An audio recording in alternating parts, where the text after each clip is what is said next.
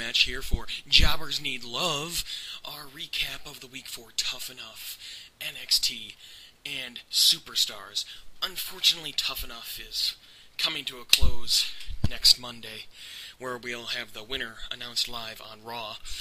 And so I guess we'll just have to cut this down to NXT and Superstars. So I guess the show is getting a little bit shorter, but don't fret. That might mean more in-depth analysis of NXT, because we all know there's a lot to that show. So let's get right into it with Tough Enough. With Tough Enough, we start by recapping the Skills Challenge and Elimination of last week. Of course. Back at the house, Luke and Jeremiah are drinking and living up, partying, and how great it is to be in the last 3 guaranteed, or I guess they think last 4. Andy is pissed and now says this competition is about him. He's driven, he's motivated after that back and forth he had with Austin in the last elimination. But that was I'm surprised Andy didn't hit him or something. Training happens, and it is announced that this week there is no theme, just a lot of quote-unquote fine-tuning, trying to perfect the craft, as they put it. They do crossbodies off the second rope, then do hip tosses, basic stuff, but the trainers are waiting for somebody to screw up. Andy messes up first, and they point it out for a while. Austin doesn't know if he can train Andy. Luke fucks up a leapfrog, and then Jeremiah and Luke fuck up again after one should have gone for a leapfrog, but they both go for a duck, and it looks funny. And they hit each other. Booker says they all failed the day. It was a wasted day of training. We come back from commercial, and they're doing a photo shoot with The Miz. Austin says this week is about putting it all together. Miz comes out and says that the training has just begun and they need to represent WWE all the time because it's no longer the 80s where they can just do whatever they want. I mean, I guess that doesn't really need much explaining with WWE trying to be all social media out everywhere and all that stuff. Austin says that Luke is a pretty boy and that this is right at his level. This is perfect for him. Feels right at home. When Andy gets up there, he's a little lost, and Miz says off screen that he needs to crack out of his shell, but he manages to do a little bit better at the end when he finally gets into it. I think he even gives a little Hulk Hogan guitar with the belt, which is kind of funny. Jeremiah does well. Somehow his teeth aren't in, and Miz is so surprised by this. He really corpsed out here. It was pretty funny. He's like, how can you be a WWE superstar without any teeth? But obviously they'll probably get that fixed with some porcelain veneers if he does make it up to the main roster. Austin then says that Bill and Booker are back at the ranch waiting for them once the photo shoot's done. Booker tells them back at the ranch that everyone's in the bottom 3 now. They basically just practice Irish whips and shoulder blocks, or at least that's all they showed. Then they tell Andy he needs to act like he's big. Instead of pussyfooting around, he needs to get big like he is. He's 6'6", and they're 6'5", and they can bill him up to 6'7", and he's 250 pounds or something like that. He needs to act like he's a big man. Not too big, but big enough, he's like a Kozlov or something like that. He's very well built, but he doesn't act that way. He acts like AJ, who was eliminated last week. Jeremiah says that he needs to step his game up in the confessional. Bill then tells Andy that Andy's finally acting how he should have on day 1. He finally steps it up, finally gets big on that day. They're really building up everyone to make it look like they all can win in this segment, which is really good. They then visit the hospital to brighten up some kids' days, like the Make-A-Wish thing, and this is actually kind of sad. Thinking about it all, looking at the kids, Austin says that this week's theme is doing what a WWE superstar does, which is funny because Trish said that there was no theme earlier in the show. Whatever. Poor editing. The whole scene is really tough to watch. It's funny because you can always get honesty from children. When Austin walks in on a kid, the little girl asks, "Is he your helper?" Because they can recognize Stone Cold Steve Austin, but Andy and Luke, who? Anyway, we get to the skills challenge after that, and they do a combo of stuff they all learned over the course of the competition. Austin sets the pace by basically reading off moves for them to do. Then eventually they have to slam a bag. I believe it's 3 times, do an elbow drop, then middle rope. And then they have to do a top rope elbow drop. What happens with Jeremiah, like both Andy and Luke, they both do it fine. Jeremiah slams the bag in the wrong direction, but he fixes it by doing like a flipping elbow drop. The whole segment was great, but they keep trying to show that Austin says that he's still green. This is really unfortunate because I like Jeremiah. He was my pick to win from day one. And he's never been in the bottom 3. Ever. Everyone else been in the bottom 3. Jeremiah, no. Andy thought that Jeremiah's move was dangerous, and they go back to the house, and Jeremiah's like, "Yeah, I planned that the whole time." And Andy's like, "Yeah, it was cool." And then you just see him go off in confession like, "He's an idiot." Because Andy is now finally, Silent Rage is finally manifesting itself. In the elimination, they mostly take turns trying to bury each other when Austin's grilling each one. Jeremiah says Andy is weak for showing weakness about showing emotion, and says he's the strongest person in the ring. Jeremiah says he's the strongest person in the ring, save maybe Stone Cold Steve Austin. He has a kid at home and went through a divorce in the show, while Andy cries about his wife and kids all the time. Luke says he's the total package when it comes to this show, but he's no Lex Luger. Basically, they go back and forth, and again, Lex Luger wasn't that great either.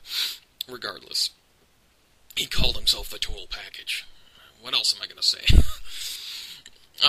In my opinion, Jeremiah came out looking the best, and this is his first elimination. Like, he had an answer for everything. He was quick, he was snappy. Austin called out Luke on his nervous laughing habit. Like, every time someone says something's wrong with him, he'll just kind of, like, he doesn't know what to respond, so he'll just laugh for, like, 3 seconds or something like that, and then Austin said, "Oh, yeah, you're doing it again," so then he's just laughing like an idiot. In the end, unfortunately, Jeremiah is sent home, which I call bullshit. Stone Cold Steve Austin and the final 2, Luke and Andy, celebrate with beer, which is funny because Andy said he wasn't going to drink, but then again, if Stone Cold hands you a beer, you're not going to say no. Next week, we get a preview for their FCW matches, and then they say they're going to announce the winner on Raw. And that's about all I have for Tough Enough, so let's move into NXT. We recap Darren Young's promo that Titus O'Neil's domination from about his dominating from 2 weeks ago, where Hornswoggle was locked in a trunk and whatnot, and Darren Young beat him. We show the no DQ match from last week. It was very painful to rewatch. We have an elimination tonight, which is good news. Maurice brings out Michael Cole for commentary. No Regal, which really disappointed me. And he comes out to the Raw theme, but he does have his own Titantron now, which was interesting. The redemption points have been again revealed to actually mean nothing. They are simply a tiebreaker if the WWE Universe vote and the Pro Vote are tied. I don't know how they weigh the Pro Vote and the WWE Universe. I don't know if they're doing it by some sort of ranking system. So far, the standings are Lucky, who has a new robe, very Ric Flair this week, and Conor O'Brien both have 0 points. Byron Saxton has 4, Darren Young has 7, and Titus O'Neil has 19, and I could have sworn he had 20 the last time they went over redemption points. I don't know what happened. Don't really care. Doesn't really matter. New challenge. an actual wrestling challenge, something that makes sense, called Tag Team Turmoil. It's basically a tag team scramble match, title scramble. A rookie and pro team will face off against another rookie and pro team until one is eliminated, then a random rookie and pro team come out until no other team is left. They go into promo time about why they shouldn't be eliminated after the tag team turmoil is announced. O'Brien says something about Des Moines, and it's funny because Cole even says cheap pop after Conor O'Brien says Des Moines, Iowa. It was a bad promo about he won't quit, which is woohoo. Lucky Cannon got some woos, some Ric Flair woo for his Flair robe. He said that he had Adonis DNA, and Maurice was laughing the whole time about how stupid what he said was. Darren Young says that he shouldn't be here because he was on the roster, and he really should not be here. He main evented SummerSlam and says the show is a joke.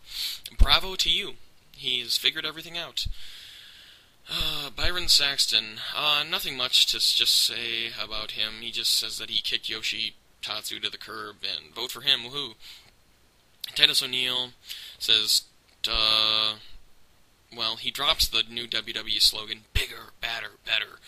And then he came back to the original thing that made him look like a geek.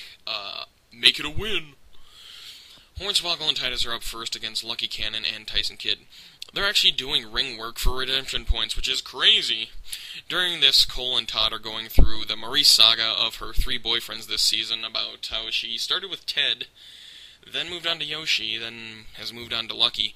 And then it's funny because she's still at ringside for some reason. Then she walks over like after one of the commercial breaks and says, I think it's Todd goes, Maurice just informed us during the break that she's never was actually with Yoshi, and she's currently not dating Lucky Cannon. Oh well. Well, during the ring action, Hornswoggle brings Maurice a flower, but Lucky, protecting his woman, whatever, I don't know, pushes him down, and then Titus tries to protect Horny, only to get kicked in the head by Tyson Kidd, who then gives him a top rope elbow drop for a 3 count. Our next team out is Yoshitatsu and Byron. Well, looks like they won't win, because we all know that Yoshi and Byron aren't getting along. What is it? I believe Byron starts the match out. No, Yoshi does. That's right. Yoshi starts the match out. And there's actually a We Want Yoshi chant, oddly enough. For some reason on commentary, they're talking about Alberto Del Rio, and Todd actually calls him Alberto Del Rito. Todd Grisham. Todd Grisham. There's a reason why he was kicked off the SmackDown broadcast, and Matt Stryker is pretty much banned from all commentary now. We'll get to that later in Superstars. Anyway, back to the action. Lucky gets the 3 count after Saxon comes off the middle rope and runs into a big boot. Up next are Kozlov and Conor O'Brien. In better news, Kozlov's blue ring gear is now complete because he finally got enough money for the blue elbow pads to complete the set. For some reason, when the match restarts, JTG's music hits, and JTG comes on in commentary for no reason. JTG says that it's not his fault that Novak is gone, and says he's gone because of all the haters. JTG doesn't care who wins. He's actually doing great on commentary. It's funny with his back and forth with Cole. It's honestly worth watching NXT. No other reason. JTG didn't even know his rookie's name, which is funny. He called him Jacob O'Connor. He mixed Titus O'Neil and Conor O'Brien's name. Or I guess he could have mixed O'Brien and whatever. Eventually, Conor O'Brien gets the hot tag to Kozlov, who destroys Lucky Cannon, then hits a spinebuster for a 3 count. I'm not sure that was supposed to be Kozlov's Iron Curtain. I don't even know if Kozlov's finisher is still that, or if he's just using that spinebuster of sorts. I'm not sure. There was a confusing spot where Kozlov has, he gets the 3 count, and up next, obviously, is Chavo and Darren Young. Starts out with this confusing spot where Kozlov has Chavo in a shoulder carry and is about to power slam him, but Darren Young grabs Chavo's leg, and nobody knows if it's a tag. Apparently it doesn't, because I know the commentary was confused. Like, does that count as a tag? Eventually Kozlov hits a double suplex on Chavo and Young. O'Brien gets a hot tag, but Chavo stops him and goes for the Three Amigos, but only gets one. Then Kozlov comes in, no reason, but goes over the top rope after Young pulls them down. Young gets off the ground and goes for a fireman's carry finisher. Can't remember what it's called. He doesn't get it, but it's countered into a sambo toss of some kind by Conor O'Brien.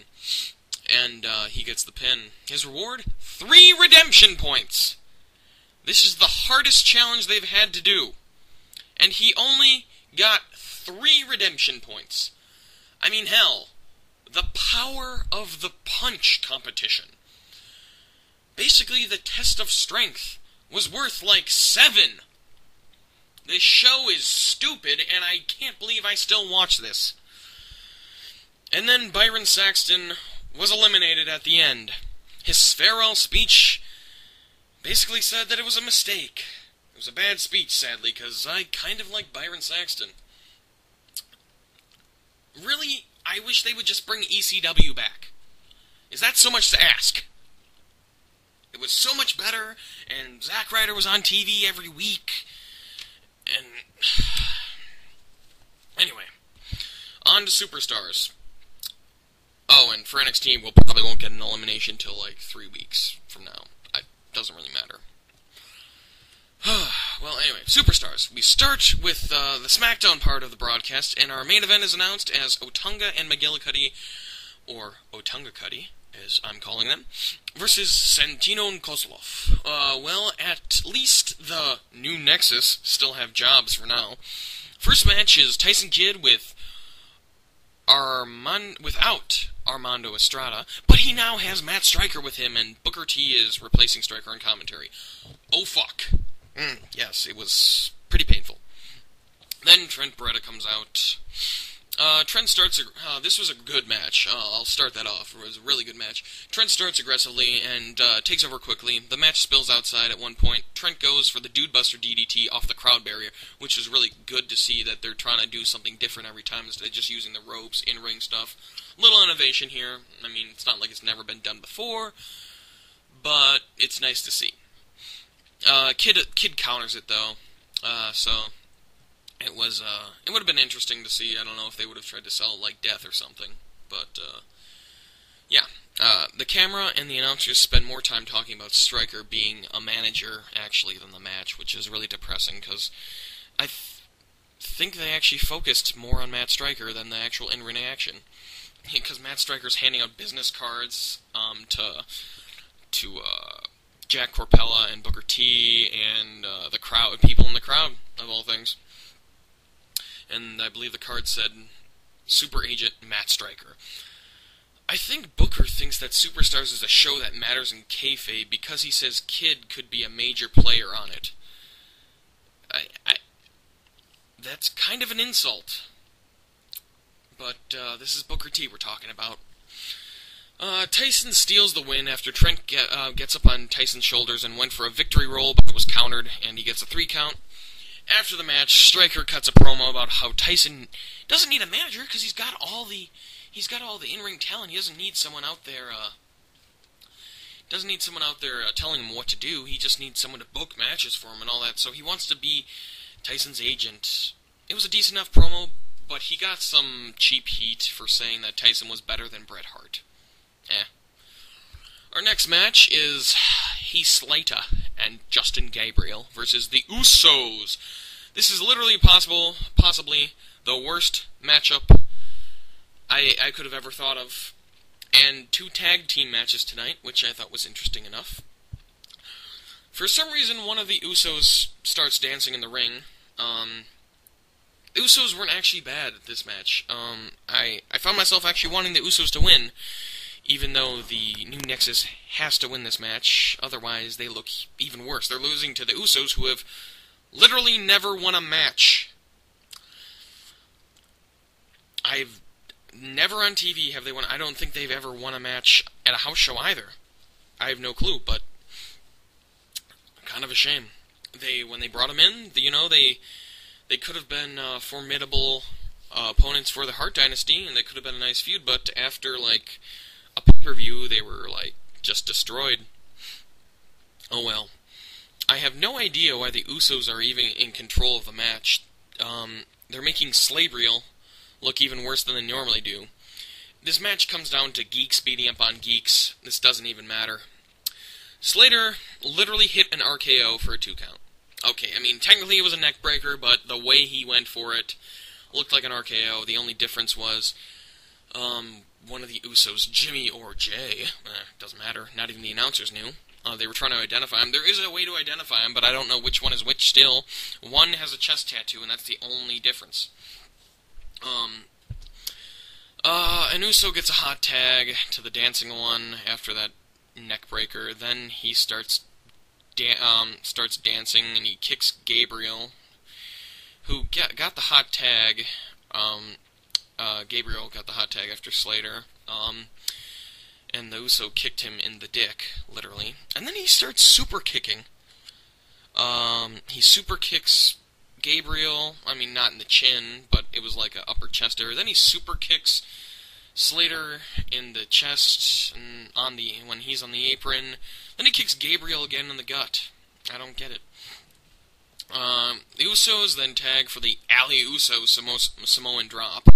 But Slater breaks it up, then chaos ensues, and Slater and an Uso spill out in the ring. Next, Gabriel knocks an Uso off the top rope to the mat and hits the 450 splash for the 3 count. We move to the Raw broadcast, and it looks like we're getting 4 matches tonight instead of the usual 3. Our first match is Melina versus Gail Kim, so it should actually be a decent Divas match. And it was. Let's get talking to it.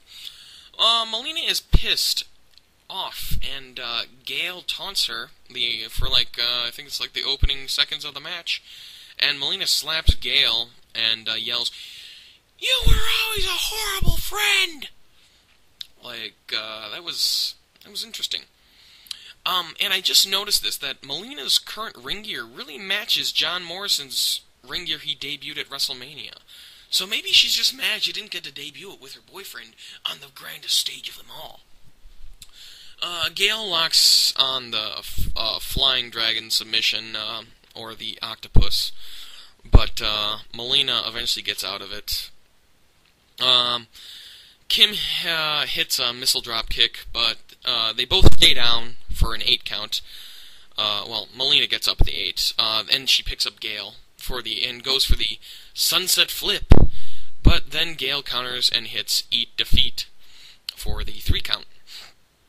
Our main event, Santino and Kozlov versus Otungakuddy. Anyone notice how much McGillicuddy looks like Ben Roethlisberger too? It's kind of uncanny at this point, especially in his little pre-match photo that they show before matches. Let's go down the list of things that are good in this match, though. We got Scott Stanford on commentary. Santino is great comedy. That's all I got. So worst match of the night, making it worse that it's the main event. And surprisingly, this is worse than the other tag team match. And I hate Heath Slater. Hate him with a passion. I don't care about the Usos. Justin Gabriel, very talented guy, but he can't save that matchup. It was okay. The Usos actually worked pretty well. I think they even did some tag team moves. Crazy enough, I know. But coming in as a tag team in this day and age in WWE is basically career suicide. Anyway, the new Nexus wins after Kozlov was going for his rock bottom or spine buster, but McGillicuddy hits Kozlov in the head, then Otunga hits his spine buster thing. I don't know, sky high spine. I don't know what the hell they call it. It's a spine buster. They try and make it look impactful, but it doesn't work. This week, let's go down. Let's grade this week. This week was tough enough. I'm gonna give an A, a solid A. It was a good show. It had The Miz on. Andy showed a little bit more personality. Sadly, Jeremiah's gone and Luke's in the finals, but what can you do? NXT, GTGN commentary with Michael Cole. It's great. They actually did some wrestling for once on that show, and it also counted for redemption points that mean nothing, but it was still wrestling nonetheless, and they didn't have to do some sort of keg carry or wheelbarrow carry with Hornswoggle in it. So, NXT this week is getting an A as well. Sadly, Superstars, for its short Divas match, to be expected, understandably. It's 2 tag team matches, and the Trent Beretta match and Tyson Kidd was good, though. So I'm going to have to give it a C+. And, well, that's it for Jobbers Need Love this week. I'm the Hero, signing off for the Dark Match. Talk to you in a bit.